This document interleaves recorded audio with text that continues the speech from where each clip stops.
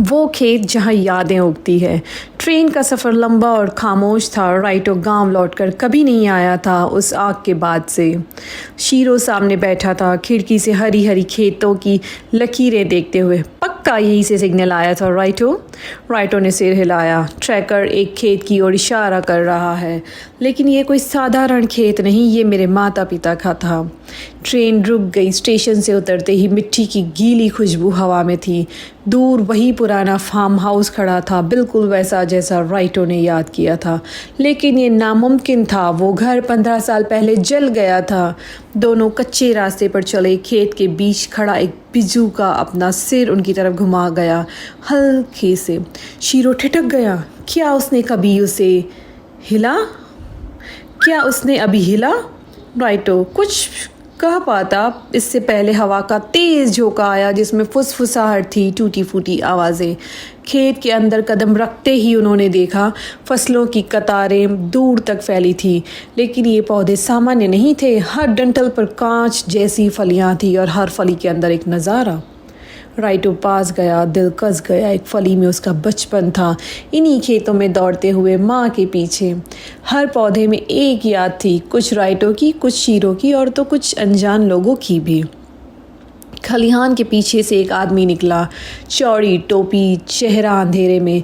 तुम लौट आए बेटे, उसने कहा, आवाज़ गहरी और भारी। लेकिन याद दे, मैं ही सींचता रहा हूँ। राइटो का गला सूख गया। कैसे?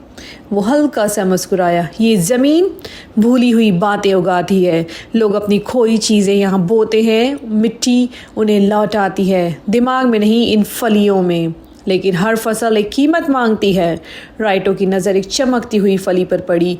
अंदर आग की वो रात थी जब उसने सब खो दिया था। शीरो ने कंधे पर हाथ रखा। राइटो, ज़रूरी नहीं इसे खोलो। लेकिन राइटो आगे बढ़ा।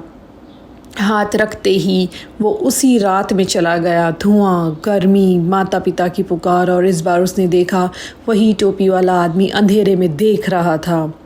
वर्तमान में लौटकर उसकी आवाज़ काँप रही थी। तुम उन्हें बचा सकते थे। आदमी ने इनकार नहीं किया। कर सकता था, लेकिन खेत बिना नुकसान के नहीं उगता। राइटो का गुस्सा भड़क उठा।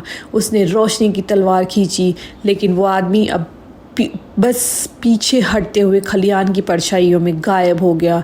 फलियां फटने लगी और यादें चमकते हुए धुएं की तरह हवा में फैलने लगी। खुशी, दर्द, मोहब्बत, सब एक साथ। राइटो ने एक आखिरी फली पकड़ी, जिसमें माँ की गोद में उसका बचपन था, इससे पहले कि वो टूट जाए। जब धूल बैठी, खेत गायब हो गया, बस खाली ज़मीन और धुंधला आसमान। शीरो ने पूछा, क्या ये सच था? राइटो ने हथेली खोली। एक छोटा सा बीज था जो गर्म था और हल्की रोशनी दे रहा था। उसने उसे कसकर पकड़ लिया। अगर ये फिर उगा तो मैं तैयार रहूँगा। दूर जाते हुए हवा में एक आवाज़ गूंजी, उसकी माँ की, जो उसे घर बुला रही थी।